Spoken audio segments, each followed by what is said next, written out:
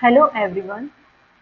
आज हम एक मज़ेदार और ज्ञान से भरा सेशन शुरू कर रहे हैं जिसमें हम बात करेंगे जनरल इनऑर्गेनिक केमिस्ट्री जीआईसी मतलब कि कुछ basic concept and periodic properties. आज के इस सेशन में हम उसको अपनी डेली लाइफ से रिलेट कर पाएंगे कि हमारे जो फ्रेंड्स है, फैमिली है, रिलेटिव्स है, सभी के नेचर बिहेवियर वाइज सिमिलर नहीं होते हैं। उसी तरह से पीरियोडिक टेबल में सारे एलिमेंट जो है उनके बिहेवियर प्रॉपर्टीज डिफरेंट होती है, सिमिलर नहीं होती है। तो हम स्टार्ट करते हैं आज का सेशन। यह है पीरियोडिक टेबल। जब हम टॉप टू बॉटम जाते हैं तो साइज इंक्रीज होता है, electronegativity, ionization energy, electron affinity decrease होता है। उसी तरह से अगर हम लेफ्ट टू राइट जाते हैं तो साइज डिक्रीज होता है, electronegativity, ionization energy and electron affinity increase होता है। यहाँ पे जो लेफ्ट हैंड साइड है वो एस ब्लॉक है, राइट हैंड साइड जो है वो पी ब्लॉक है, सेंटर में डी ब्लॉक एलिमेंट मतलब कि ट्रांजिशन एलिमेंट है, और लास्ट में जो है वो एफ ब्लॉक एलिमेंट है, इनर ट्रांजिशन एलिमेंट। यहाँ पे पीरियोडिक टेबल में अ, हम ये समझेंगे कि वैलेंसी क्या होती है।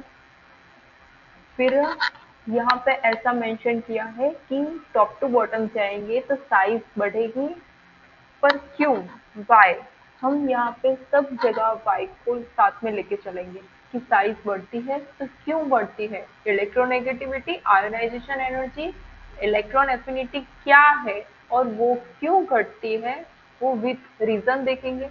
अगर हम आज ऐसा सोच लेते हैं कि अ, ऐसे हमने याद कर लिया कि size top to bottom size increase, electronegativity, ionization energy and electron affinity decrease, ऐसे हमने याद कर लिया, पर कितने दिन, थोड़े टाइम के बाद आप भूल जाओगे।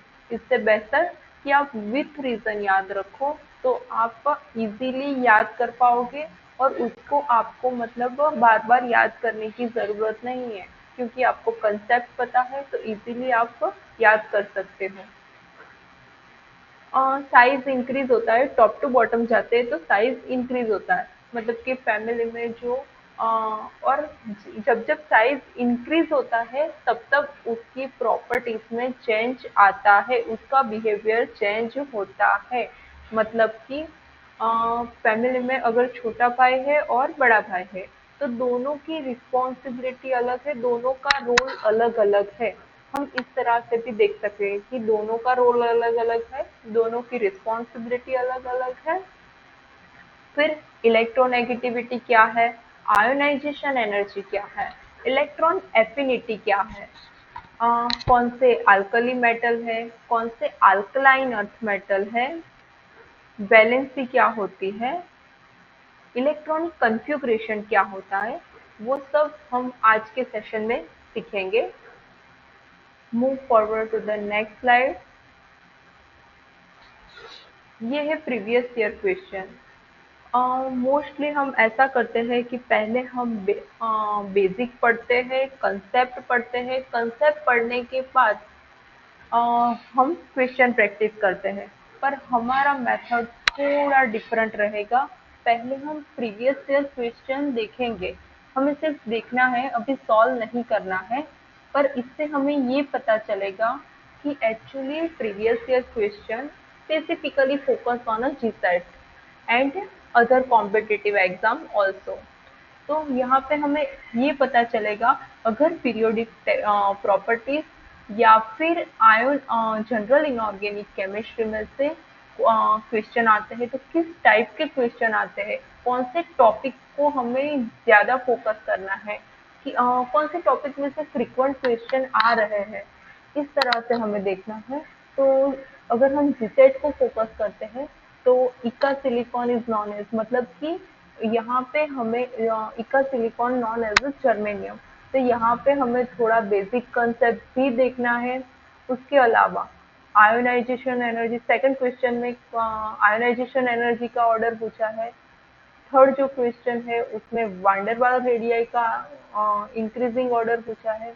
उसके अलावा जो क्वांटम नंबर है उसमें कौन से सेट पॉसिबल है। आयोनाइजेशन एनर्जी में सेकंड ऑर्डर पूछा है कि सेकंड आयोनाइजेशन पोटेंशियल क्या होता है। फिर बेसिक क्वेश्चन है कि scientist whom an element was named when he was alive। तो इस तरह से बेसिक क्वेश्चन भी आ सकता है। उसके अलावा कि थ्री डी ट्रांजिशन सीरीज में कौन सा एलिमेंट है, कौन से मेंबर्स है। फिर फ्रीक्वेंटली जो आयोनाइजेशन एनर्जी का क्वेश्चन रिपीट होता है और वांडरवाल रेडियाई का। फिर थर्ड वन है रेडिकल पार्ट। रेडिकल पार्ट मतलब कि नोडल प्लेन, नोडल प्लेन के टू टाइप्स है, वो भी हम सीखेंगे। फिर उसके नीचे भी रेडिकल नोड काउंट करने हैं। फिर इलेक्ट्रॉन एफिनिटी रिलेटेड क्वेश्चन होते हैं। पोलराइजिंग पावर क्या होता है। अगर मेटल कैटायन है तो कौन से मेटल कैटायन की सेम साइज है। यहाँ पे सेम साइज पूछी है। ऐसा भी हो सकता है कि हमें ये एलिमेंट देके ऐसा पूछे बिकॉज ऑफ दिस रीजन, मतलब कि कौन से रीजन के वजह से उनकी साइज सेम है, ऐसा भी पूछ सकते हैं। उसके अलावा वैल्यू ऑफ इलेक्ट्रोनेगेटिविटी दी है और उसमें से हमें percentage ionic character find out करना है। ये भी फ्रीक्वेंट क्वेश्चन है, बहुत सी एग्जाम में पूछा जाता है। तो यहाँ से हम देख सकते हैं कि कौन से कॉन्सेप्ट है, हमें कॉन्सेप्ट सारे पढ़ने हैं। ऐसा नहीं है कि जितने क्वेश्चन में कॉन्सेप्ट देखे उतने ही हम पढ़ेंगे। फिर उसके अलावा फर्स्ट आयोनाइजेशन एनर्जी जो फ्रीक्वेंटली रिपीट हो रहा है। उसके अलावा क्वांटम नंबर के रिगार्डिंग क्वेश्चन आता है। फिर इलेक्ट्रॉन एफिनिटी का ऑर्डर क्या होता है। फिर जो परसेंटेज आयनिक कैरेक्टर फाइंड आउट करते हैं तो वो है। तो यहाँ पे हम देखेंगे कि टॉपिक कौन से हमें कवर करने हैं, कौन से टॉपिक हम कवर कर सकते हैं।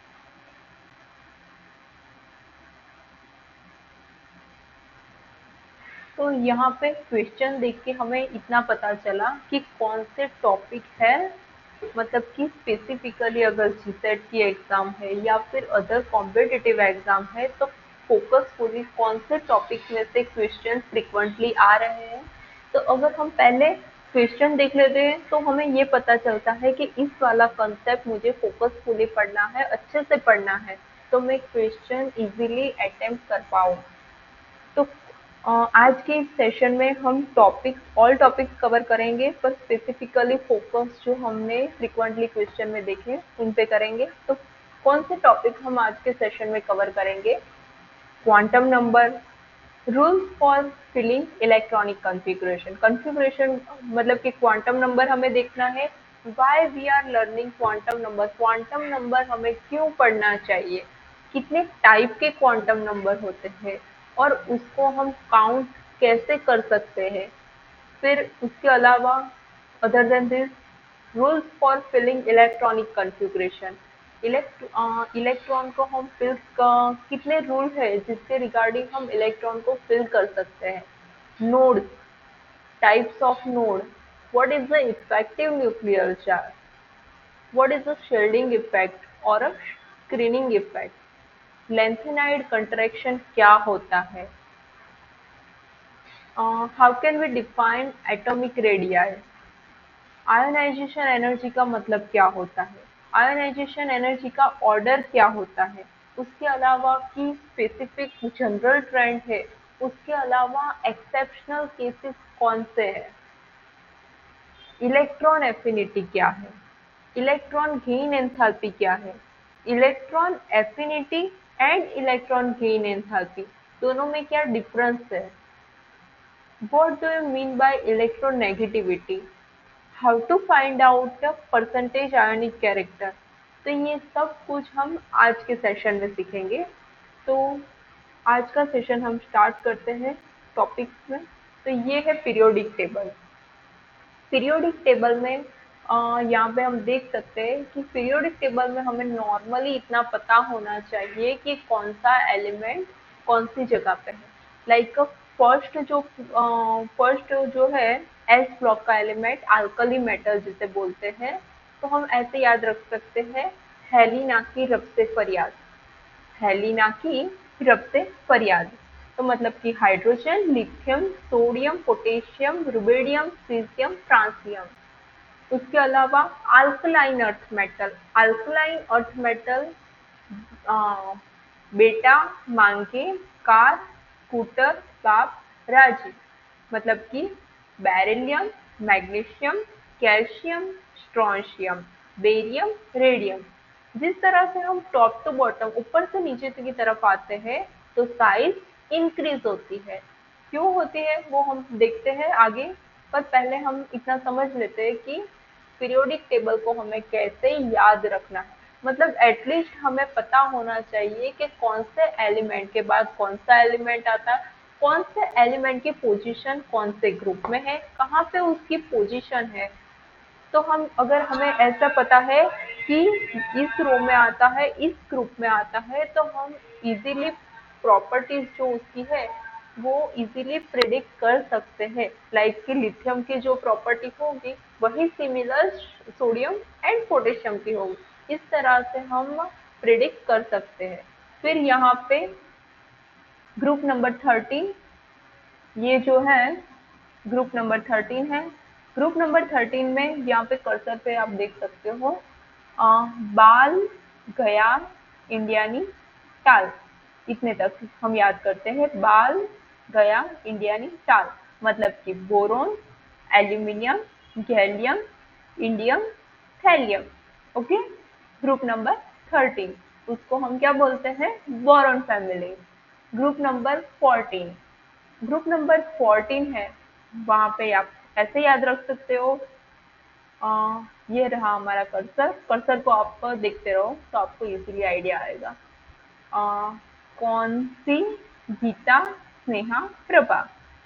यहाँ पे ग्रुप नंबर 14 है, मतलब कि कार्बन फैमिली है, उसको हम ऐसे याद कर सकते हैं, कौन सी, गीता, स्नेहा, प्रभा, मतलब कि carbon, silicon, germanium, tin, lead. Group number 15, group number 15 nitrogen family और अ निक्टोजन फैमिली। उसको क्या बोलते हैं, नाइट्रोजन फैमिली और अ निक्टोजन फैमिली। तो यहाँ पे हम ऐसे याद रख सकते हैं, नापास सब बी, नापास सब बी, मतलब कि ग्रुप नंबर 15 को ऐसे याद रख सकते हैं, nitrogen, phosphorus, arsenic, antimony, bismuth. हम ग्रुप को क्यों याद रख रहे हैं, मतलब कि जितनी वैलेंसी कार्बन की होगी उतनी ही सिलिकॉन की होगी, उतनी ही जर्मेनियम की होगी। और अगर हमने यहाँ पे ऐसा बोला है कि ये एस ब्लॉक जो कर्सर है वो वाला ब्लॉक है एस ब्लॉक, तो एस ब्लॉक के जो एलिमेंट है उसका लास्ट इलेक्ट्रॉन कौन से ऑर्बिटल में फिल हुआ होगा, एस ऑर्बिटल में। पी वाला ब्लॉक है तो वहां पे लास्ट इलेक्ट्रॉन पी ऑर्बिटल में फिल हुआ होगा। अगर डी ब्लॉक के एलिमेंट है तो लास्ट इलेक्ट्रॉन डी ऑर्बिटल में फिल हुआ होगा, और एफ है तो एफ में फिल हुआ होगा। तो ये है ग्रुप नंबर 15 नाइट्रोजन फैमिली और निक्टोजन फैमिली। उसके अलावा group number 16 oxygen, sulphur, selenium, tellurium, polonium. ये है group number 16 oxygen, sulphur, selenium, tellurium, polonium. O से टेपो, उससे टिपो, उससे टिपो, ऐसा हम याद रख सकते हैं ग्रुप नंबर 16 को। इसके अलावा ग्रुप नंबर 17 मतलब कि halogen family. Okay. Group number 16 जो है वो ऑक्सीजन फैमिली है, oxygen family. As well as हम ऐसा भी बोल सकते हैं कि चाल्कोजन फैमिली। क्या बोलते हैं, चाल्कोजन family. Group number 17, group number 17 आप यहाँ से कर्सर पे आप फोकसफुली ध्यान रखना। फूलों में, कलियों में, बहारों में आई है आंटी। ऐसे याद रखो, फूलों में, कलियों में, बहारों में आई है aunty. Fluorine, chlorine, bromine, iodine, astatine. याद हो गया ग्रुप नंबर 17। उसके अलावा ग्रुप नंबर 18, ग्रुप नंबर 18 क्या है? ग्रुप नंबर 17 है हेलोजन फैमिली। ग्रुप नंबर 18 मतलब कि नोबल गैसेस, इनर्ट गैसेस है जो किसी भी एलिमेंट के साथ रिएक्ट नहीं कर सकते हैं। तो यहाँ पे क्या है? हीलियम, नियॉन, आर्गॉन, लास्ट जो नोबल गैसेस है वही बोल रही हूँ। Helium, neon, argon, krypton, xenon, radon, ozone. आप ऐसे याद कर सकते हो, रेडॉन तक भी याद कर सकते हो, ओके, क्योंकि ये हमने याद नहीं किया है, क्योंकि वो लास्ट वाली जो लाइन है वो न्यूली डिस्कवर लाइन है। ओके, तो यहाँ तक हम याद रखेंगे। हीना, नीता, आरती, कैटरीना, जेन्मा, बेसी, रड़ी। ओके, इस तरह से आप याद कर सकते हो। हीना, नीता, आरती, कैटरीना, जेन्मा, बेसी, रड़ी। मतलब कि helium, neon, argon, krypton, xenon, radon. Group number 18 मतलब कि इनर्ट गैस और नोबल गैसेस बोल सकते हो। उसके अलावा यहाँ पे जो है डी ब्लॉक एलिमेंट है, मतलब कि आपको थोड़ा बहुत तो पोजीशन उसकी पता होनी ही चाहिए कि कौन सा एलिमेंट कहाँ पे है। ये जो पीरियोडिक टेबल है, अगर मे बी यहाँ से क्वेश्चन नहीं भी आ रहे हैं, पर उसके रिगार्डिंग अगर आप लाइक ओएमसी पढ़ रहे हो, ऑर्गेनोमेटेलिक केमिस्ट्री, तो उसमें भी आपको इसकी जरूरत लगेगी। अगर आप जनरल ऑर्गेनिक केमिस्ट्री पढ़ रहे हो, जीओसी, तो वहां पे भी आपको जरूरत लगेगी। मतलब कि ऑल बेसिक्स में आपको इसकी जरूरत लगेगी। तो मतलब आपको उसकी पोजीशन पता होनी चाहिए, कौन सा एलिमेंट कहाँ पे है। और ये इजीली आपको याद भी रह जाएगा, दो चार बार देखोगे तो ये इजीली याद रह जाएगा। फिर ये बीच में जो है वो क्या है? D block element. वेट, आपको मैं दिखाती हूँ डी ब्लॉक एलिमेंट। यहाँ से जो है वो है डी ब्लॉक के एलिमेंट। ये जो है वो डी ब्लॉक के एलिमेंट है। तो कहाँ से हमें यहाँ से लेफ्ट टू राइट याद रखना है कि 21 to 30 ये है डी ब्लॉक के एलिमेंट।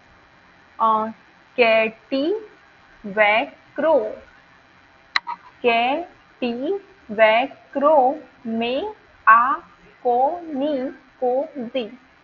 कैटिवैक्रो, मेया कॉनिकोजी। इस तरह से हम याद रख सकते हैं कि scandium, titanium, vanadium, chromium, manganese, iron, cobalt, nickel, copper and zinc. कैटिवैक्रो, मेया कॉनिकोजी मतलब कि ये यहाँ पे जो एलिमेंट है वो 3D में भरे जाएंगे। 3D, 3D में भरे जाएंगे। उसके अलावा नीचे वाली, एग्जैक्ट नीचे वाली जो रो है, यहाँ पे आप देख सकते हो जो रेड मार्क दिख रहा है, वो 4D में भरा जाएगा। कहाँ पे भरा जाएगा? 4D में।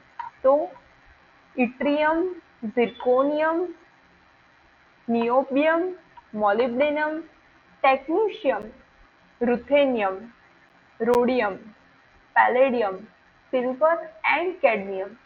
तो हम उसे ऐसे भी याद रख सकते हैं कि वाई, जर, नब, मु, तक, रियू, रे, पर, एजी, सीडी। वाई, जर्नब, मुंह तक, रियू, रे, पर, एजी, सीडी। तो ऐसे याद हो जाएगा।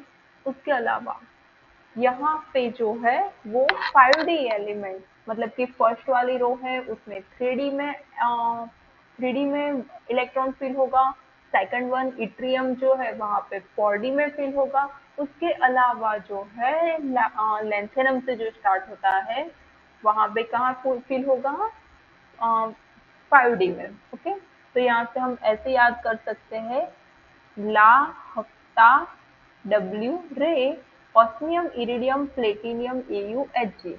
ला, हफ्ता, डब्ल्यू, रे, osmium, iridium, platinum, A U, H जी।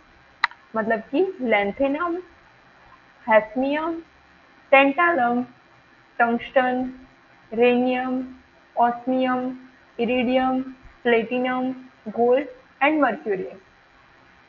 यहाँ पे एक चीज आप देख सकते हो, यहाँ पे आप एक चीज देख लो अच्छे से।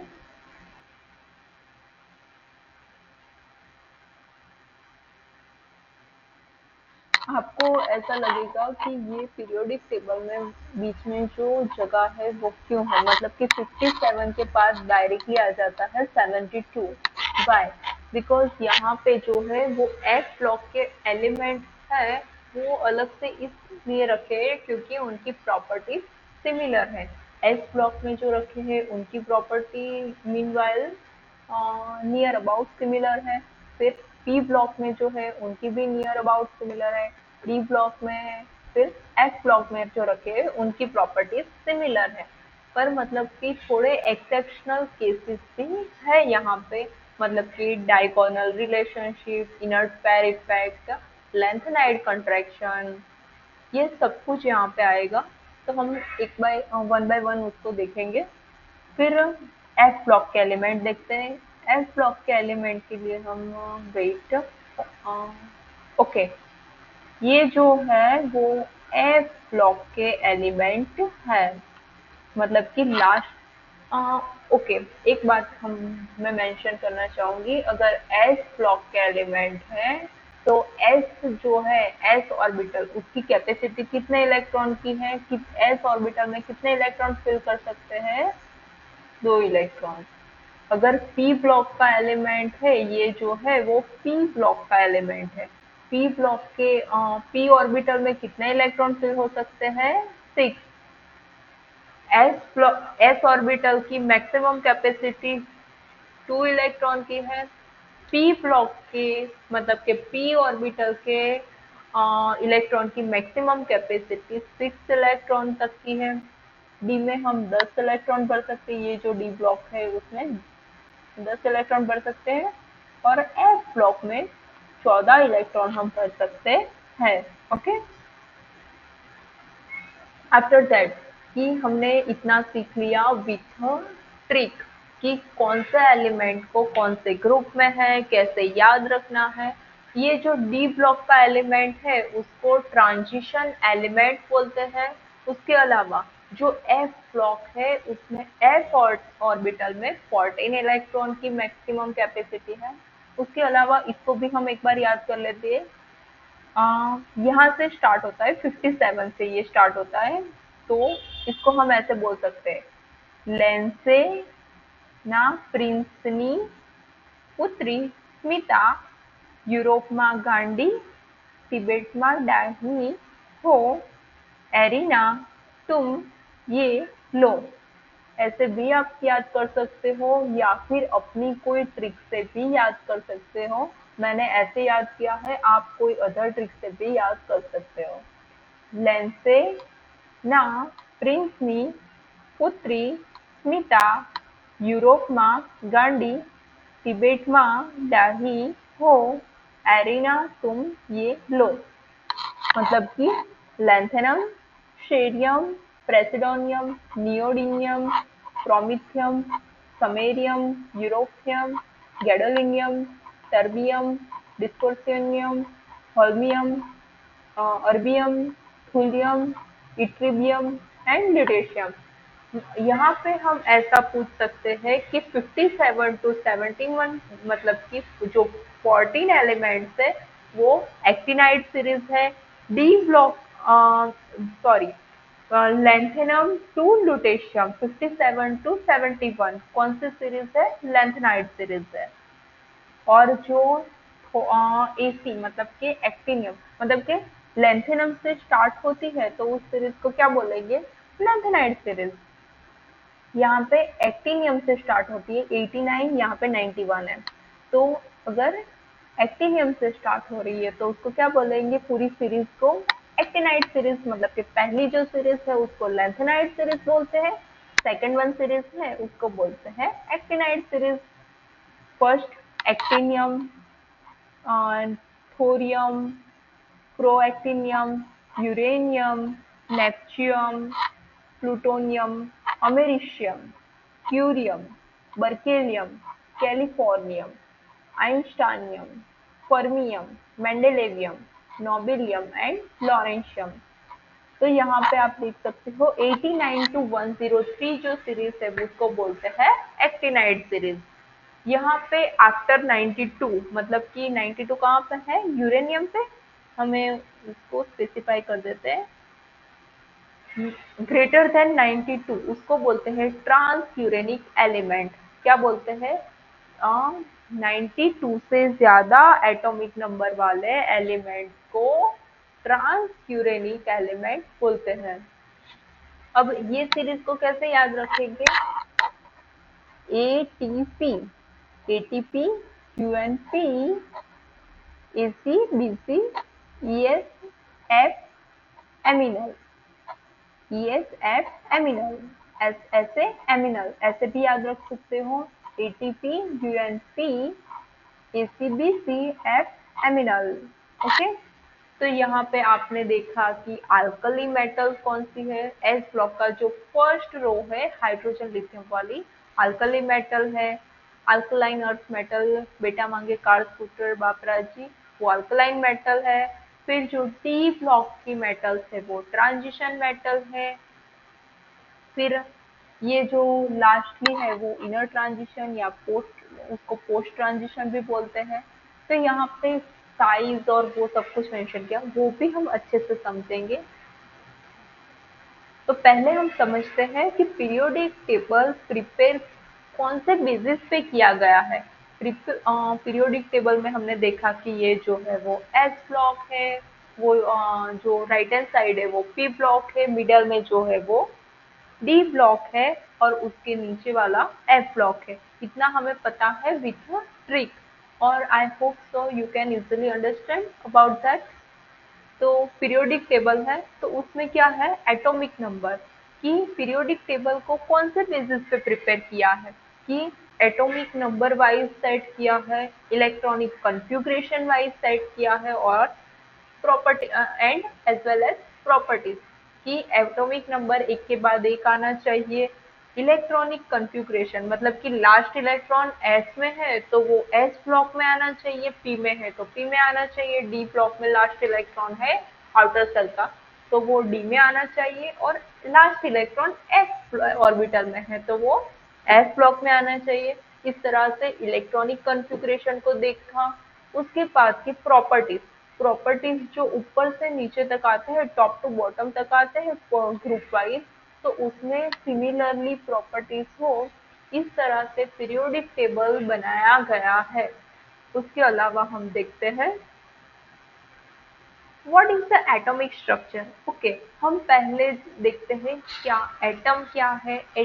उसके बाद हम आगे धीरे धीरे आगे बढ़ेंगे। पहले से ही पहले हम बेसिक समझेंगे, उसके बाद एडवांस में जाएंगे। पहले नॉर्मल बेसिक समझेंगे कि ये उसका जनरल ट्रेंड है, उसके बाद हम देखेंगे कि एक्सेप्शनल केसेस क्या है। मतलब कि आप पिछले लेक्चर में आपने जब एनालिसिस वाला लेक्चर देखा था तो उसमें मैंने ऑलरेडी मेंशन किया था बेसिक्स मतलब कि बेसिक प्लस थोड़ा एडवांस बोल सकते हैं, पर मतलब कि जनरल बेसिक और बेसिक अच्छे से अंडरस्टैंड कर पा रहे हो तो वो जीसेट के लिए है।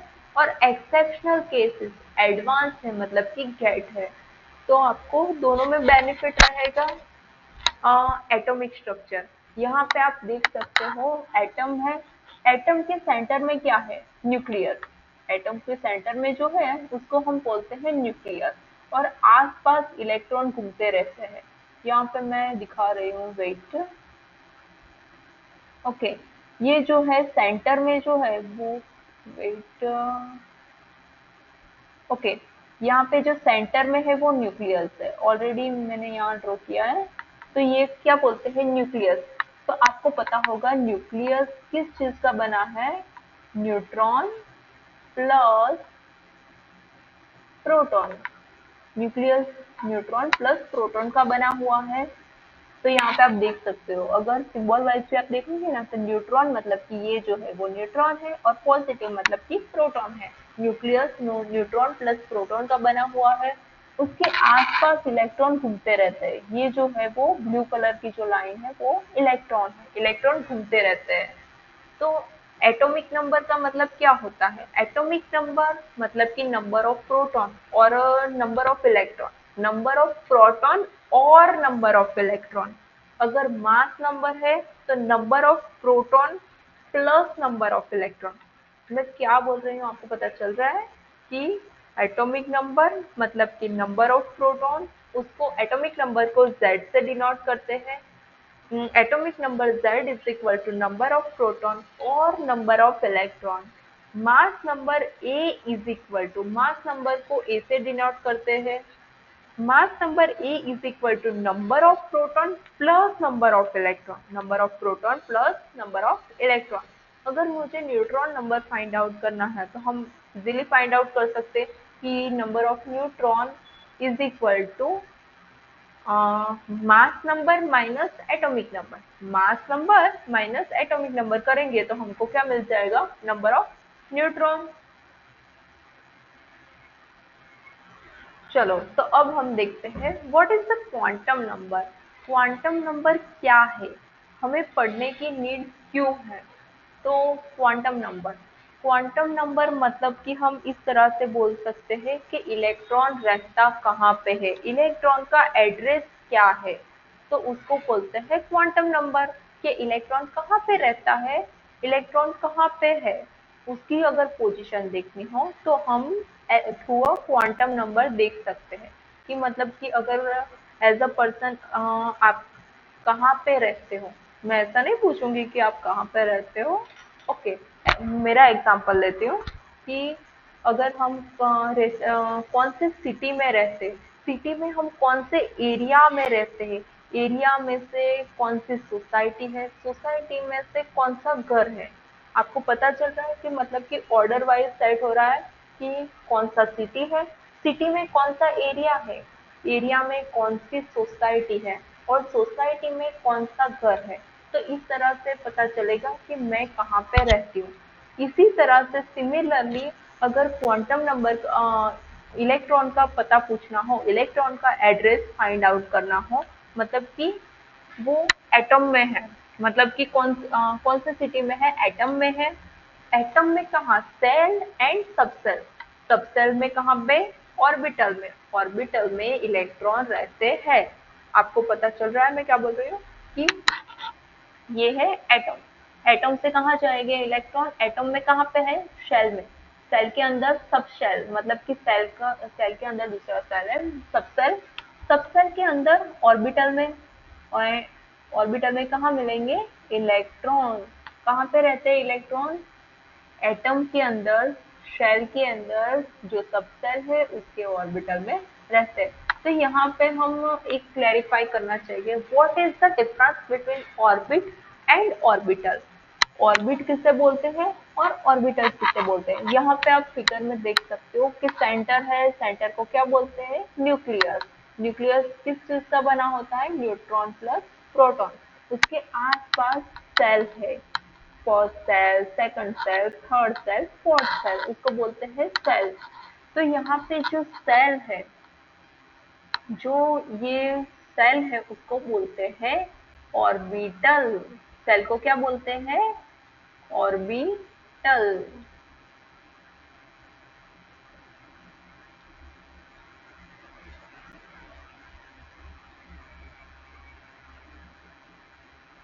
इसको बोलते हैं ऑर्बिटल। और जहाँ पे इलेक्ट्रॉन का रूट, इलेक्ट्रॉन का पाथ पे, इलेक्ट्रॉन कौन सा पाथ फॉलो करता है, कौन सा रूट फॉलो करता है, मतलब कि इलेक्ट्रॉन कहाँ पे मिलने की पॉसिबिलिटी है, तो उसको बोलते हैं ऑर्बिट। उसको क्या बोलते हैं? इलेक्ट्रॉन का रूट है उसको बोलते हैं ऑर्बिट। तो आपको अच्छे से पता चल गया होगा difference between orbit and orbital. तो यहाँ पे हमने देख लिया कि क्वांटम नंबर क्या बताता है, इलेक्ट्रॉन कहाँ पे रहता है, इलेक्ट्रॉन का एड्रेस क्या है। तो स्पेसिफिकली उसमें भी हम काउंट कैसे कर सकते हैं कि इलेक्ट्रॉन एटम्स में सेल में है, सेल के अंदर सब सेल में है, और सब सेल में जो ऑर्बिटल है वहां पे इलेक्ट्रॉन है। तो उसको देखने के लिए हम चार क्वांटम नंबर सीखेंगे। क्वांटम नंबर के चार टाइप्स है। Principal quantum number N, azimuthal quantum number और angular quantum number L, magnetic quantum number M and spin quantum number S. तो यहाँ पे हम सारे quantum number how to count वो भी सीखेंगे। और अगर हम प्रीवियस थोड़ा याद करें तो हमें पता चलेगा कि क्वांटम नंबर के सेट के रिगार्डिंग क्वेश्चन आता ही है, तो हमको अच्छे से करना है।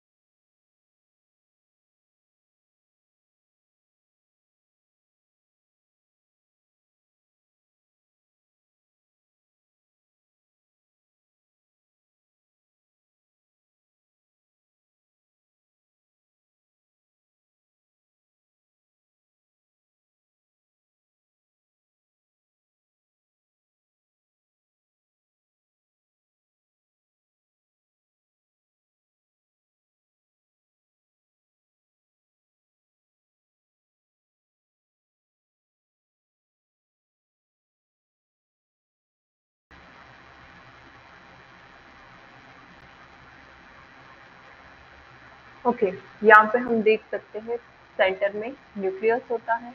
न्यूक्लियस के आसपास सेल है, सेल में इलेक्ट्रॉन घूमते रहते हैं। तो यहाँ पे n is equal to one, मतलब कि ये सेल है वो फर्स्ट सेल है, और अब के सेल, उसके अलावा सेकंड जो सेल है वो n is equal to two, मतलब कि एल सेल है, n is equal to three, और M shell n is equal to four, और एन सेल के L M N shells. Okay, तो हम ऐसा बोलते हैं कि फर्स्ट जो है उसमें इलेक्ट्रॉन कैपेसिटी, हम इलेक्ट्रॉनिक कॉन्फ़िगरेशन जब लिखते हैं तो यहाँ तब हम ऐसे लिखते हैं। सब लोगों ने इतना तो सुना ही होगा कि दो, आठ, आठ, 18, 32 इस तरह से इलेक्ट्रॉन फील्ड होते हैं। पर यहाँ पे फर्स्ट सेल में दो ही इलेक्ट्रॉन फिल हो सकते हैं, सेकंड सेल में 8 इलेक्ट्रॉन फिल हो सकते हैं, थर्ड वन सेल जो है उसमें 18 इलेक्ट्रॉन फिल हो सकते हैं, और जो फोर्थ सेल है उसमें 32 इलेक्ट्रॉन फिल हो सकते हैं। तो हम ऐसे ही नहीं काउंट करेंगे, उसको थ्रू इक्वेशन समझेंगे। तो पहले हम देखते हैं principal quantum number N. Principal quantum number N जो है वो it decide the size and energy, मतलब कि प्रिंसिपल क्वांटम नंबर एन से हमें वो प्रिंसिपल क्वांटम नंबर एन जो है वो इंफॉर्मेशन देगा about the size and energy. मतलब कि अगर हमारे पास एज एग्जांपल यहाँ पे आप तो देख सकते हो, आप ये देखो 3D सेल है, number of orbital in a shell is equal to N square. अगर मुझे 3D सेल एज एग्जाम्पल, किसी ने ऐसा बोला कि थर्ड 3D सेल है तो उसमें कितने नंबर ऑफ ऑर्बिटल है इन द सेल, तो हम कैसे काउंट करेंगे? N square.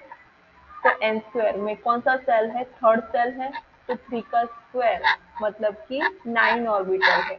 3D सेल में 9 ऑर्बिटल है, तो हमारा अगर हमें नंबर ऑफ ऑर्बिटल काउंट करना है तो ये इक्वेशन है कि number of orbital in a shell is equal to N square. मतलब कि 3D सेल है तो N square is equal to 3 का स्क्वायर मतलब कि 9 ऑर्बिटल है। अगर हमें उसके अलावा कि दूसरा कोई भी काउंट करना है तो हम कर सकते हैं। सेकंड वन की अब 3D सेल है तो 3D सेल में नंबर ऑफ इलेक्ट्रॉन कितने हैं? सेल है तो सेल के अंदर इलेक्ट्रॉन कितने हैं? तो अगर हमें सेल के इलेक्ट्रॉन काउंट करने हैं तो ये हमारा इक्वेशन है 2n स्क्वायर। तो हम यहाँ पे 3D के लिए काउंट करेंगे कि 3D के अंदर कितने इलेक्ट्रॉन हैं। तो 3D इज सेल के इलेक्ट्रॉन काउंट करने के लिए इक्वेशन है 2n स्क्वायर। 2 इंटू 3D का 3, n इज इक्वल टू क्या है? 3। 3 का स्क्वायर मतलब कि 9 इंटू 2 मतलब कि 18 इलेक्ट्रॉन। 3D सेल में अगर ऑर्बिटल काउंट करना है, number of orbital in a shell is equal to N square.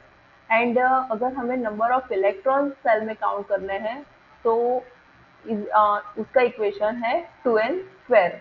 तो हमें दो इक्वेशन याद रखने हैं। उसके अलावा इलेक्ट्रॉन कैपेसिटी, अ, हमने ऐसा बोला कि फर्स्ट सेल है तो उसमें 2 इलेक्ट्रॉन फिल कर सकते हैं। अगर सेकंड सेल है तो उसमें 8 इलेक्ट्रॉन फिल कर सकते हैं। थर्ड सेल है तो उसमें 18 इलेक्ट्रॉन फिल कर सकते हैं। एंड अगर फोर्थ वन सेल है तो उसमें 32 इलेक्ट्रॉन फिल कर सकते हैं। पर यहाँ पे n इज इक्वल टू 1 मतलब कि हमारा फर्स्ट सेल है। फर्स्ट सेल है तो उसमें यहाँ पे आपको ये इक्वेशन है 2n स्क्वायर। उसमें आप लिखो 2 और फर्स्ट सेल है मतलब कि 1 उसका स्क्वायर। मतलब यहाँ पे आपको क्या मिलेगा? 2। उसी तरह से n इज इक्वल टू 2 मतलब कि सेकंड सेल है तो सेकंड सेल में इक्वेशन क्या है? 2n square. यहाँ पे आप दो रखोगे तो मतलब कि दो का स्क्वायर मतलब कि 4। 4 इंटू 2 मतलब कि 8 इलेक्ट्रॉन फिल कर सकते हैं। थर्ड में यहाँ पे 3 आ जाएगा तो 3 का स्क्वायर 9 इंटू 2 मतलब कि 18 इलेक्ट्रॉन और फोर्थ का स्क्वायर 16। 16 इंटू 2 मतलब कि 32 इलेक्ट्रॉन। तो इस तरह से हम इलेक्ट्रॉन कैपेसिटी काउंट कर सकते हैं। Electron capacity is equal to 2n square मतलब कि फर्स्ट सेल में 2 इलेक्ट्रॉन कैसे मैक्सिमम कैपेसिटी 2 ही क्यों है वो हमें इस इक्वेशन से पता चलता है कि n इज इक्वल टू 1 है तो कैपेसिटी 2 की है। अगर सेकंड सेल है तो उसकी कैपेसिटी 8 की है। अगर थर्ड सेल है तो उसकी इलेक्ट्रॉन कैपेसिटी 18 की है। एंड फोर सेल्स के लिए 32। तो यहाँ पे हमने 3D का जो सेल है उसमें 9 ऑर्बिटल लिखा है। तो 9 ऑर्बिटल कैसे हो सकता है कि 3D सेल है मतलब कि उसमें s ऑर्बिटल होगा। यहाँ पे आप नीचे देख सकते हो, देखो s ऑर्बिटल है। p के कितने होते हैं? 3 ब्लॉक। एंड d के कितने होते हैं? 5 मतलब कि 5 प्लस 3 8 8 प्लस 1 9। 9 ऑर्बिटल इस तरह से होते हैं कि 3D सेल में एक s दो एक मतलब कि 3p एंड 5d मतलब कि कितने ऑर्बिटल होते हैं? 9 orbital. 5 plus 3 plus 1 is equal to 9 orbital. इस तरह से हम इलेक्ट्रॉन भी काउंट कर सकते हैं कि एक में लाइक इस तरह से इलेक्ट्रॉन रखेंगे तो ये कितने इलेक्ट्रॉन फिल कर पाएगा? देखो आप देख सकते हो, मैं वेट में कर देती हूँ।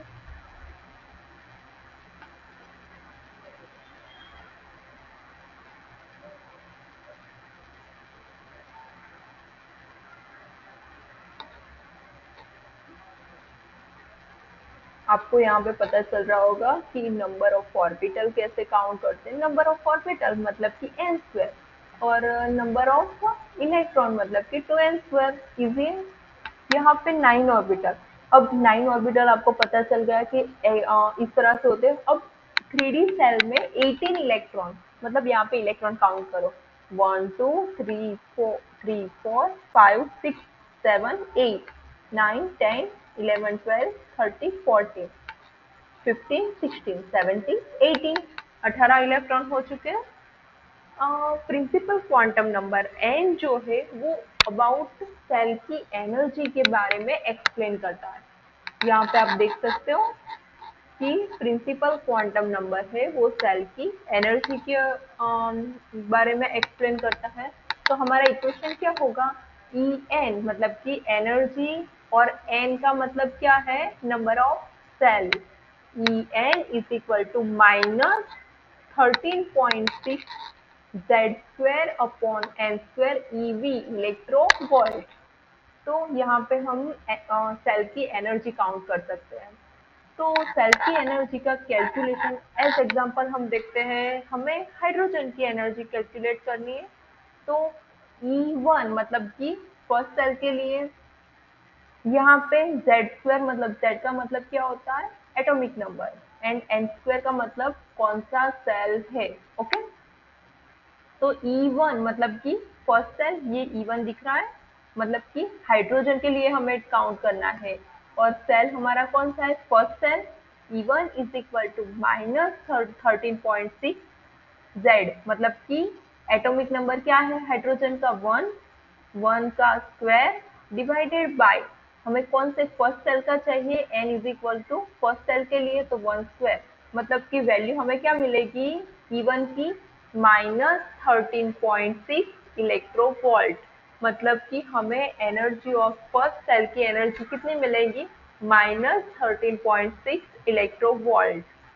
E2 मतलब कि अब हमें सेकंड सेल की एनर्जी काउंट करनी है। E2 मतलब n इज इक्वल टू क्या है? 2 -13.6 Z इज इक्वल टू, तो एटॉमिक नंबर वही रहेगा 1² और डिवाइडेड बाय 2² मतलब कि n इज इक्वल टू कौन सा सेल है? सेकंड सेल है। यहाँ पे आप देख सकते हो ये सेकंड सेल का स्क्वायर। मतलब कि अब हम काउंट करेंगे तो हमें क्या मिलेगा? -3.5 इलेक्ट्रो वोल्ट। तो E1 और E1 एंड E2 की वैल्यू एनर्जी की सेल के एनर्जी की वैल्यू हमें मिल चुकी है। तो कौन सा बड़ा है? E1 या E2?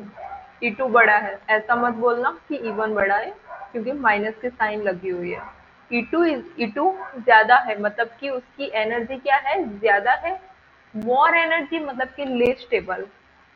E2 की एनर्जी ज्यादा है, मतलब कि वो एनर्जी ज्यादा होने की वजह से इतना स्टेबल नहीं है, लेस स्टेबल है। मतलब कि हम शॉर्टली ऐसा बोल सकते हैं कि जितना न्यूक्लियस के क्लोज होगा, न्यूक्लियस के पास वाला जो सेल होगा वो ज्यादा स्टेबल होगा एज कंपेयर टू जो दूर वाला सेल होगा उससे। तो आपको पता चल रहा है कि मैं क्या बोल रही हूँ प्रिंसिपल क्वांटम नंबर एन के बारे में। यहाँ पे दो इक्वेशन याद रखने हैं। Number of orbital in a shell is equal to n²। Number of electron in a shell is equal to 2n²। और एनर्जी का इक्वेशन है En is equal to -13.6 Z² upon n² electro volt. इतना हमें याद रखना है।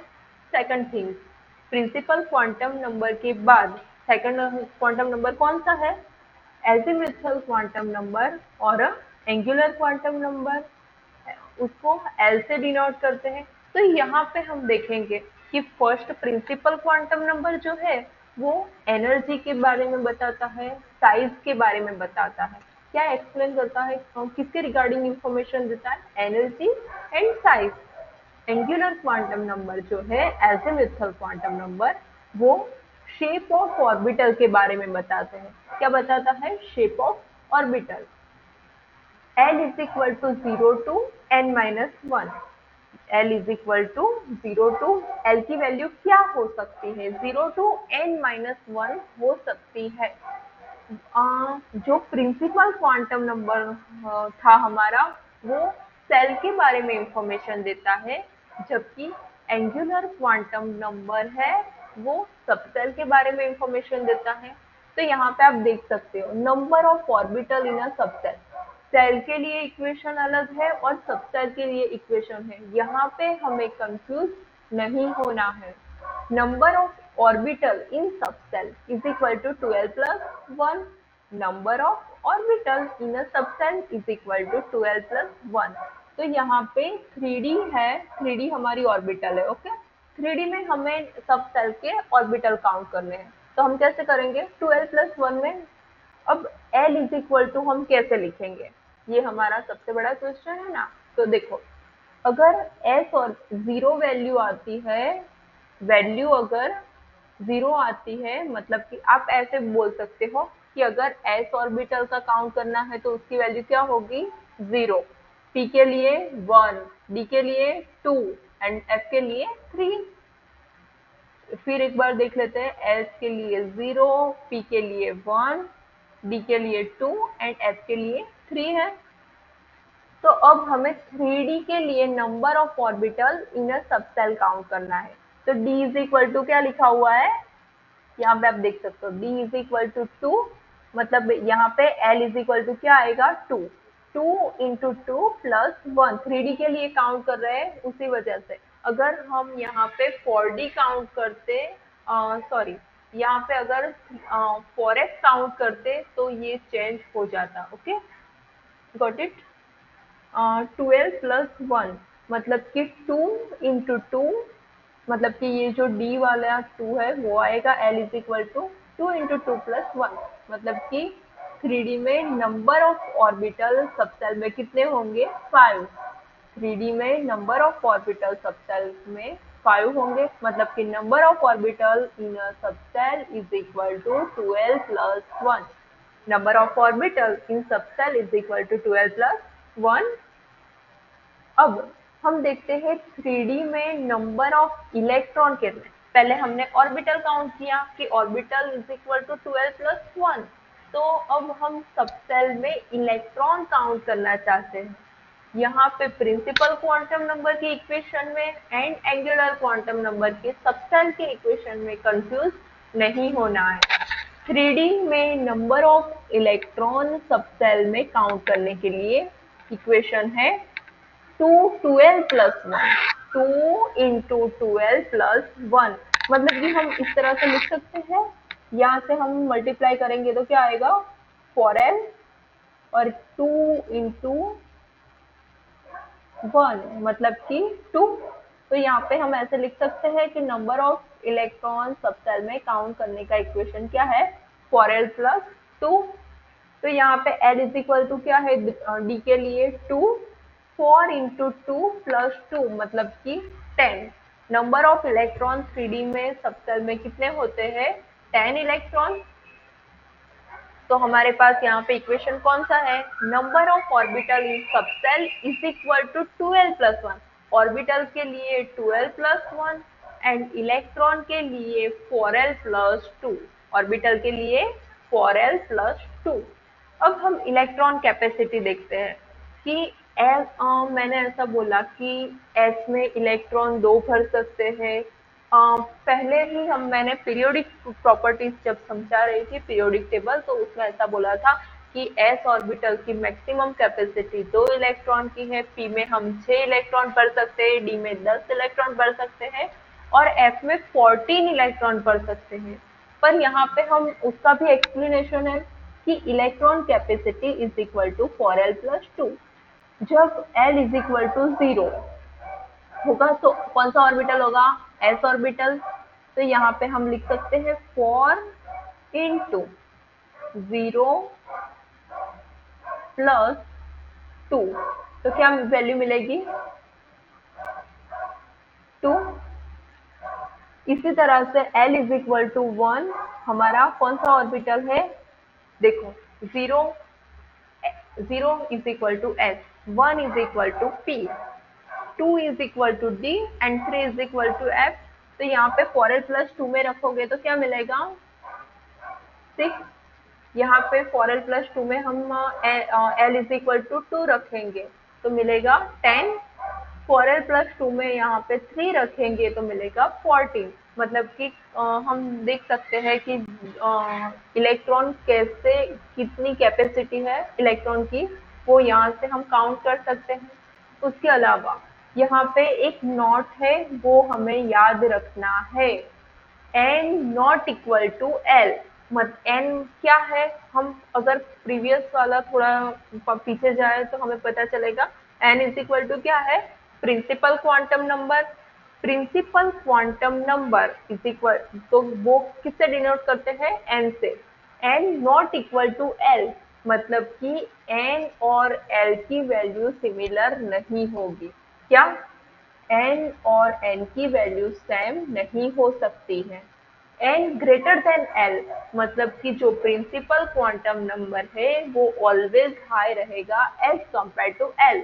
Azimuthal quantum number से principal quantum number हमेशा हाई ही रहेगा। तो यहाँ पे हम देख सकते हैं, ये टेबल देखो, उसमें n इज इक्वल टू 1 है, principal quantum number n is equal to 1 है, मतलब कि वो ज्यादा रहेगा, मतलब l इज इक्वल टू हम 0 का लिख सकते हैं। और l इज इक्वल टू 0, 0 का मतलब क्या होता है, ये देखिए s ऑर्बिटल, तो यहाँ पे क्या लिख सकते हैं, 1 s, n is equal to 1 and l is equal to 0, 0 माने s, तो मतलब कि 1s 2 है। n is equal to 2, मतलब कि यहाँ पे ऑलरेडी लिखा है n greater then n, n always l से ज्यादा ही होगा, तो यहाँ पे 0 हो सकती है उसकी वैल्यू। और यहाँ पे ऑलरेडी मैंने लिखा है l की वैल्यू क्या होगी, 0 टू n-1, 0 टू n-1, याद आ रहा है, l is equal to 0 to n-1, मतलब कि 0 वैल्यू है, n-1 हमारा n कौन सा है, 2, 2 माइनस 1, मतलब कि 1। तो n की वैल्यू 2 के लिए क्या हो सकती है, 0 एंड 1, तो 2, 0 माने s एंड 1 यानी कि p, मतलब कि 2s and 2p orbital. Orbital कौन सी हो सकती है, 2s एंड 2p। यहाँ पे आप देख सकते हो, यहाँ पे 2 है और l की वैल्यू क्या हो सकती है, 0 टू n-1। तो यहाँ पे उसी वजह से हम बोलते हैं ना कि 1s ऑर्बिटल है, 2s ऑर्बिटल है, 2p ऑर्बिटल है, पर 2d क्यों नहीं है। 2d ऑर्बिटल नहीं है, उसका रीजन यही है कि यहाँ पे l की वैल्यू क्या होगी, 0 टू n-1, उसकी वजह से 2d ऑर्बिटल पॉसिबल नहीं है। यहाँ पे 3 लिखो, 3 का मतलब क्या होता है, यहाँ 0 टू n-1 करें तो 0, फिर n-1, मतलब कि 3-1 क्या होता है, 2, यहाँ पे 2 लिखा है, 2 का मतलब कि 0 से स्टार्ट करना है, 0, 1, और n का मतलब 3-1 मतलब कि 2, 0, 1, 2। तो 0 यानी कि s, 1 यानी कि p, और 2 यानी कि d, 3s, 3p and 3d, 3s, 3p and 3d।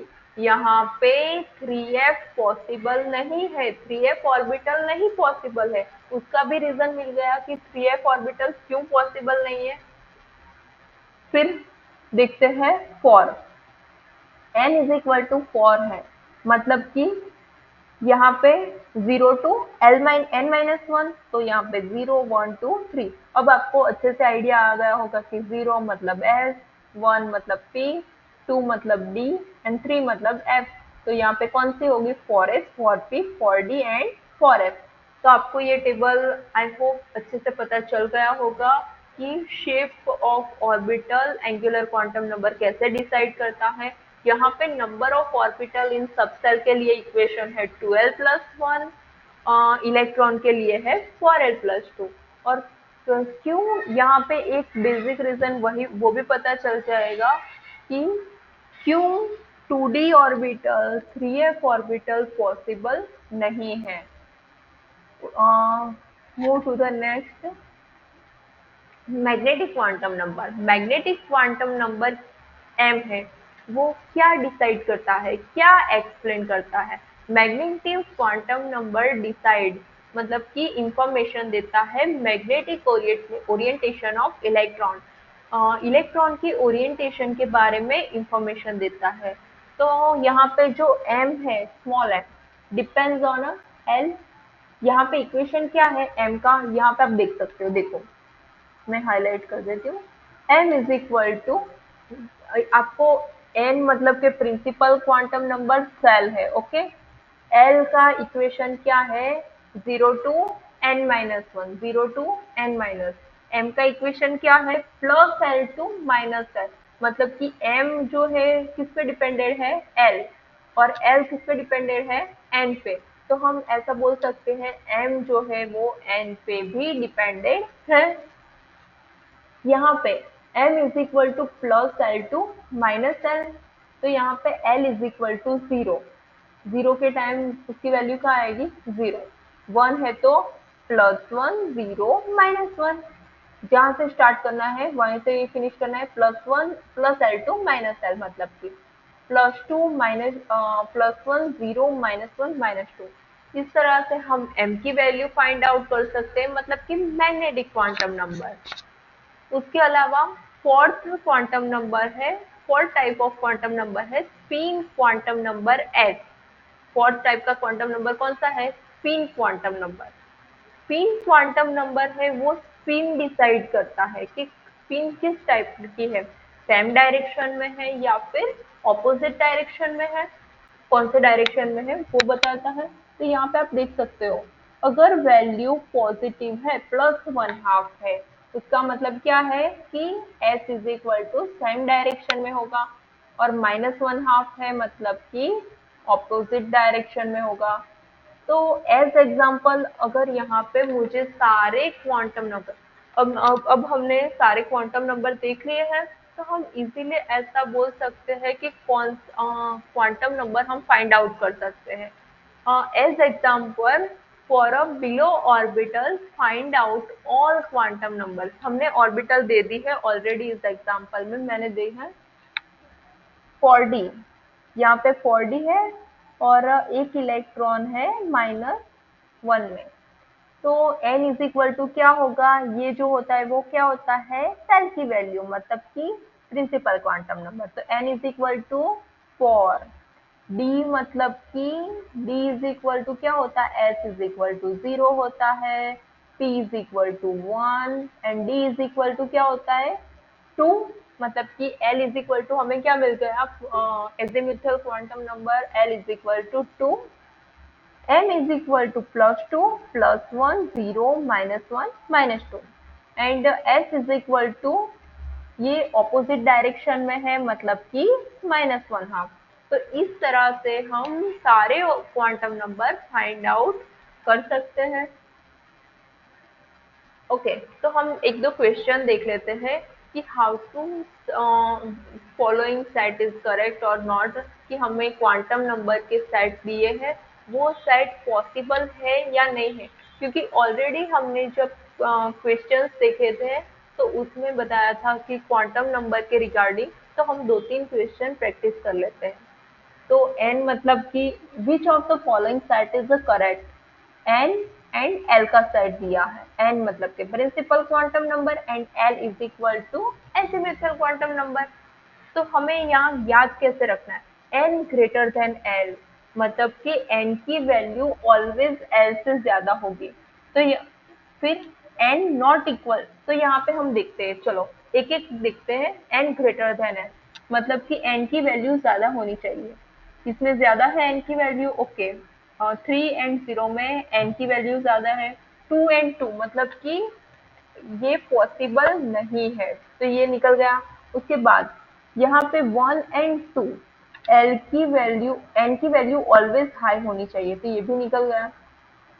फिर यहाँ पे आप देख सकते हो 0 into 2, तो मतलब कि देखो सेकंड नोट क्या है, n not equal to 0, n 0 कभी नहीं होना चाहिए, n always greater than l and not equal to l, n greater than l and not equal to 0 and not equal to l, मतलब कि हमारा आंसर ए जो है वो सही हो गया।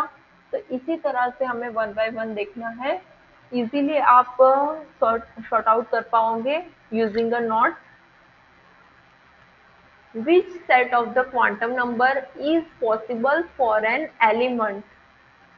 For an element, तो कौन सा सेट क्वांटम नंबर के लिए पॉसिबल है? हमने चारों क्वांटम नंबर ले लिए हैं, तो यहाँ पे भी हमें नोट्स को ही फॉलो करना है कि n की वैल्यू ऑलवेज l से ज्यादा होनी चाहिए, तो पहला हमारा ऐसे ही निकल जाता है। ओके, ये सेकंड, थर्ड और फोर्थ बाकी है। तो यहाँ पे हम देखते हैं कि n not equal to zero, zero नहीं होना चाहिए, n not equal to l, तो वो तो हमने देख लिया। अब आप आपको याद हो तो m इज इक्वल टू क्या होता है, plus l to minus L. आपको पता है plus l to minus L होता है, मतलब कि अगर इसकी वैल्यू वन है प्लस वन, तो क्या होता, plus one zero minus one, मतलब कि ये पॉसिबल है। फिर यहाँ पे जीरो है, तो हाउ इज द पॉसिबल कि टू उसकी वैल्यू हो जाए? आप समझ रहे हो मैं क्या बोल रही हूँ, कि एल की वैल्यू अगर जीरो है, अगर वन है तो प्लस, यहाँ पे इक्वेशन देखो, m is equal to plus l to minus l, मतलब कि अगर वन है तो plus one zero minus one, मतलब कि ये पॉसिबल है। यहाँ जीरो है तो उसकी वैल्यू क्या है, पॉसिबल है ओनली जीरो। यहाँ पे जीरो है तो ये पॉसिबल है, नहीं है, ये पॉसिबल नहीं है, क्योंकि अगर यहाँ पे वन होता तो ये पॉसिबल होता, पर एल की वैल्यू जीरो है। इसी इक्वेशन का यूज करो, इजीली आपको पता चल जाएगा, m is equal to plus l to minus l, मतलब कि हमारा ऑप्शन नंबर पे is the correct answer. What is the node?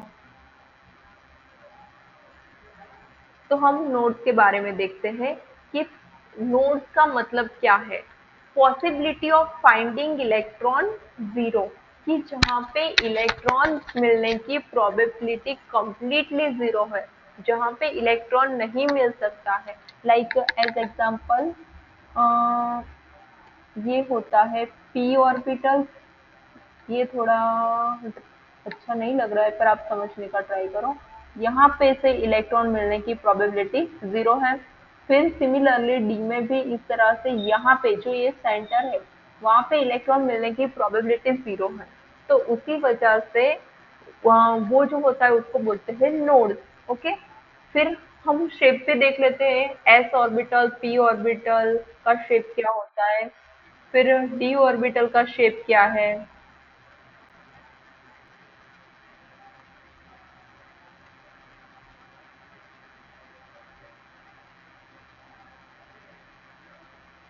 Okay, आप यहाँ पे देख सकते हो, ये जो है वो वेट।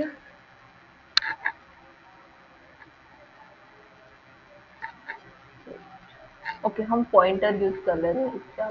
ओके, ये जो है वो एस ऑर्बिटल है। एस ऑर्बिटल का शेप जो होता है उसको बोलते हैं स्फेरिकल शेप। पी ऑर्बिटल है उसको बोलते हैं डम्बेल शेप। ये जो शेप है डी ऑर्बिटल का उसको बोलते हैं डबल डम्बेल शेप। और एफ का जो शेप है उसको बोलते हैं कॉम्प्लिकेटेड है, उसको डिफाइन नहीं किया जा सकता। तो अगर पी ऑर्बिटल है तो उसमें नोडल प्लेन मतलब कि इस तरह से होगा सेंटर में, तो उसका नोडल प्लेन कितना होता है, वन। अगर डी ऑर्बिटल है तो उसमें नोडल प्लेन कितने हो गए, ये अच्छे से ड्रॉ नहीं हो रहा है। ओके, यहाँ पे पी ऑर्बिटल है उसमें नोडल प्लेन वन है, और डी ऑर्बिटल में नोडल प्लेन टू होते हैं। तो नोड्स है, नोड्स के टू टाइप है, कि angular nodes and radical nodes. Angular nodes को हम प्लेनर नोड्स भी बोलते हैं, एंड रेडिकल नोड्स को हम स्फेरिकल नोड्स भी बोलते हैं। तो यहाँ पे जो एंगुलर नोड है, एंगुलर नोड, तो आपको अगर प्रीवियसली याद हो कि एंगुलर क्वांटम नंबर था उसको डिनोट करते थे एल से, मतलब कि एंगुलर नोड है तो किसकी वैल्यू आएगी, एल की वैल्यू। एल की वैल्यू ही एंगुलर नोड की वैल्यू है। और रेडिकल नोड के लिए क्या इक्वेशन है, n is equal n minus l minus one. n minus l minus 1। तो यहाँ पे मेरे पास 4d है एंड 5। ओके, एंगुलर नोड्स मतलब कि l वैल्यू, रेडिकल नोड्स मतलब n माइनस l माइनस 1।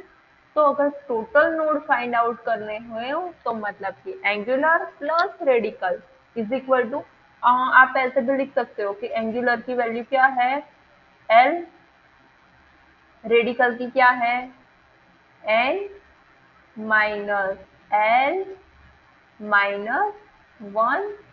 तो यहाँ पे प्लस और माइनस एल कैंसल आउट हो जाएगा, तो टोटल नोड की वैल्यू क्या है n माइनस 1। इस तरह से हम फाइंड आउट कर सकते हैं। तो यहाँ पे 4d है, 4d में काउंट करो angular node, radical node and total node. Angular nodes मतलब कि l की वैल्यू, तो एंगुलर नोड्स की वैल्यू क्या मिलेगी, l इज इक्वल टू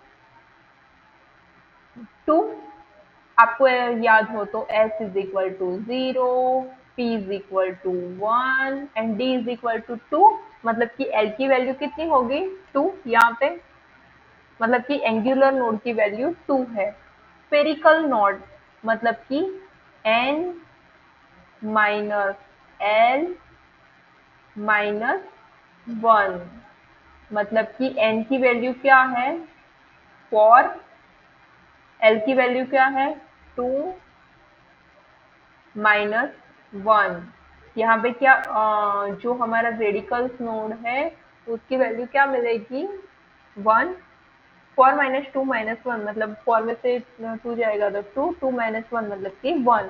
तो यहाँ पे एंगुलर नोड्स की वैल्यू क्या है 2, रेडिकल नोड्स की वैल्यू क्या है 1।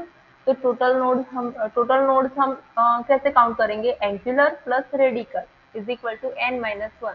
n की वैल्यू क्या है हमारे पास 4, 4 माइनस 1, मतलब कि रेडिकल नोड्स हमारे पास कितनी होगी 3।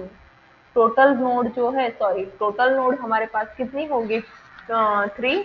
इसी तरह से हम 5s का भी काउंट कर सकते हैं कि s इज इक्वल टू क्या होता है 0, s इज इक्वल टू क्या होता है 0, ये देख सकते हो आप s इज इक्वल टू 0 है। तो एंगुलर नोड की वैल्यू क्या है 0 and radical node is equal to n minus l minus 1, मतलब कि n की वैल्यू है 5, l की वैल्यू क्या है 0 माइनस 1, मतलब कि 4। रेडिकल नोड कितने हैं 4, 4 रेडिकल नोड है और total node is equal to n minus 1, मतलब कि 5 minus 1 is equal to total node कितने हुए 5।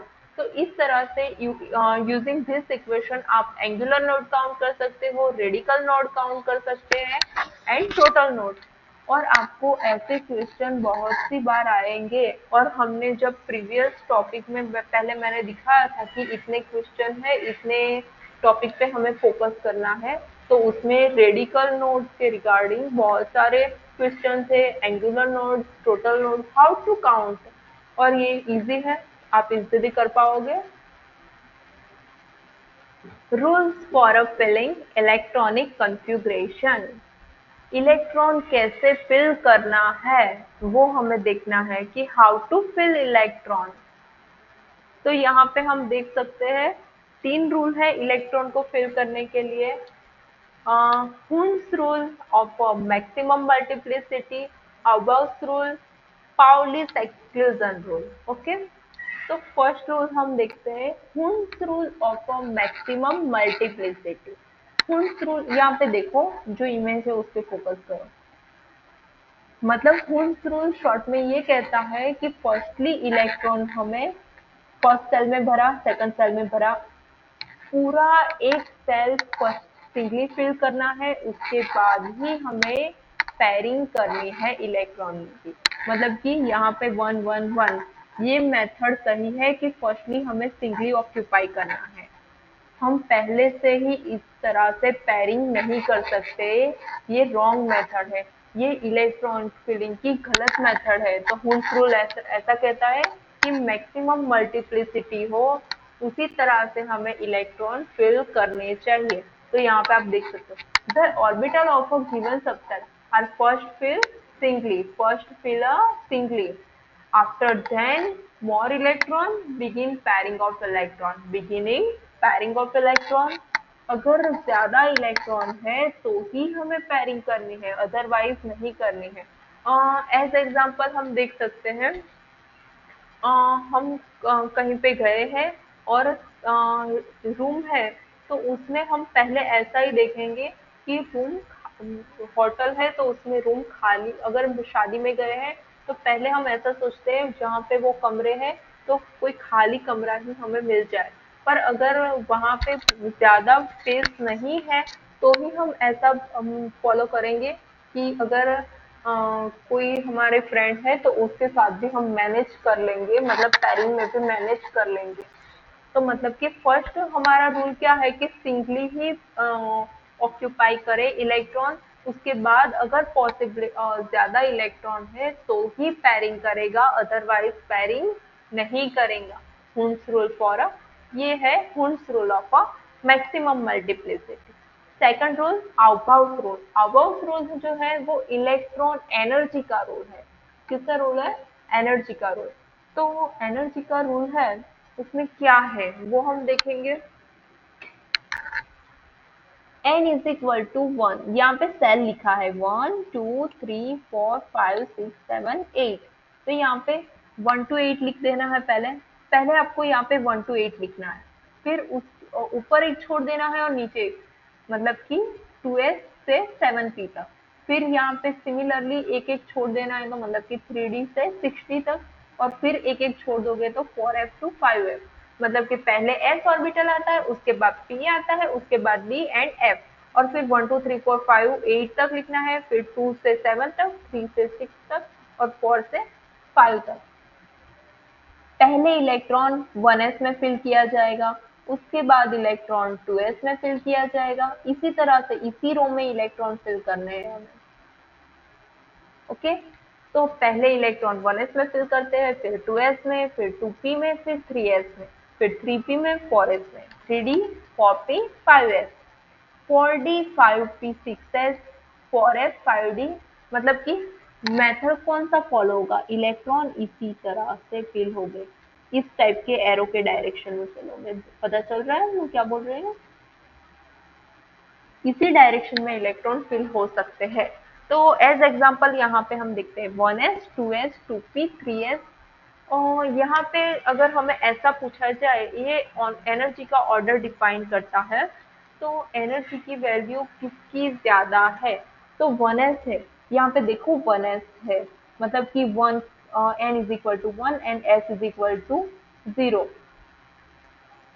तो यहाँ पे एनर्जी कैसे काउंट कर सकती है? n प्लस एल, मतलब कि 1 plus 0 is equal to 1, 2 plus 0 is equal to 2, s का मतलब होता है 0। ओके, 2 प्लस पी का मतलब होता है 2, 1, 2 plus 1 is equal to 3, 3 plus 0 is equal to 3। यहाँ पे आप देख सकते हो, इसी इक्वेशन में मैं पुट आउट कर रही हूँ, और ऑलरेडी आपको पता है s is equal to 0, p is equal to 1, d is equal to 2 and f is equal to 3। Okay, यहाँ पे 3 मिल जाएगा। 3 प्लस 2 मतलब 3 प्लस 1 मतलब कि 4, 3 प्लस 2 मतलब कि 5, 4 प्लस 0 मतलब 4, 4 प्लस 1 मतलब 5 एंड 4 प्लस 2 मतलब 6।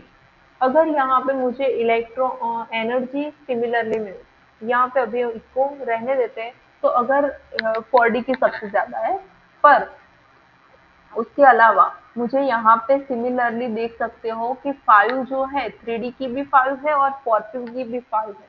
देखो 3d एंड 4p दोनों की 5 है। तो अगर कोई मुझे ऐसा बोलता है कि किसकी एनर्जी ज्यादा है, तो हाउ टू काउंट? यहाँ पे आप देख सकते हो when n plus L same, मतलब कि वैल्यू जब सिमिलर हो जाए तो जिसका n हाई है उसकी एनर्जी हाई रहेगी। मतलब कि 3d